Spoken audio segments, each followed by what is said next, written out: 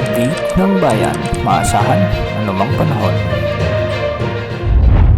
Magandang araw po sa ating lahat. Narito lang pinakahuling update sa magiging lagay ng ating panahon sa araw na ito at sa mga susunod na araw. Sa kasalukuyan ay nakakaapekto pa rin ang iba't ibang weather system sa ating kapuluan gaya ng shearline, easterlies at amihan. Unahin natin ang shearline na ngayon ay magdadala ng maulap na papawirin na may mga kalat-kalat na pagulan at kalat-kalat na pagkilat-pagkulog sa bahagi ng Bicol Region, Aurora, Quezon Province, sa may Rizal, Laguna, Marinduque, Romblon at Northern Samar. Ang mga lugar na ito ay pinapayuhan nating maging alerto sa banta ng mga biglaang pagbaha o pagguho ng lupa, lalo na kung may mga umiiral ng katamtaman hanggang sa malalakas na pagulan. Samantala ang easterlies naman o yung hanging mainit mula sa karagatang Pasipiko ang magdadala ng maulap na kalangitan at kalat-kalat na pagulan at pagkilat-pagkulog sa nalalabing bahagi ng Eastern Visayas, sa may Dinagat Islands at sa Surigao del Norte. Posible pa rin ang banta ng mga biglaang pagbaha o pagguho ng lupa, lalo na kung may mga katamtaman at minsan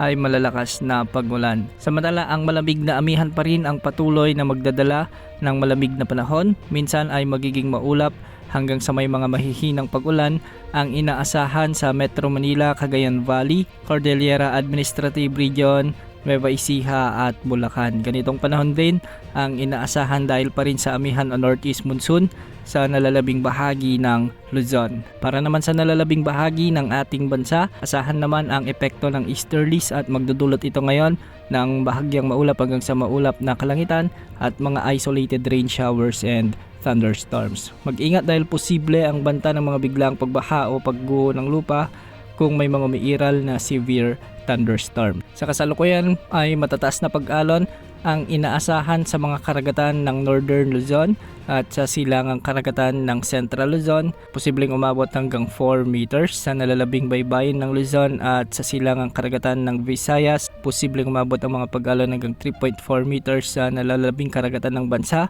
Posible ang mga pag-alon hanggang 2.5 meters. Wala pa rin tayong minomonitor na LPAO bagyo na posibleng makaapekto sa ating bansa sa susunod na 24 oras sa ating kapuluan.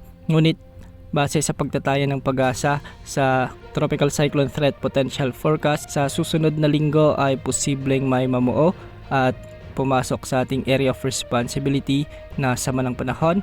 Pwede itong maging isang tropical depression o mahinang bagyo at posibleng lumapit sa silangan ng Visayas at Mindanao. Kung sakali nga ay tatawagin ito sa local name na Bagyong Ada, kaya asahan ang mga mag-ulan o malalakas na pag-ulan sa susunod na linggo sa mga nabanggit na lugar. Yan mo lang latest sa lagay ng panahon. Ito po weather update ng bayan, maasahan anumang panahon.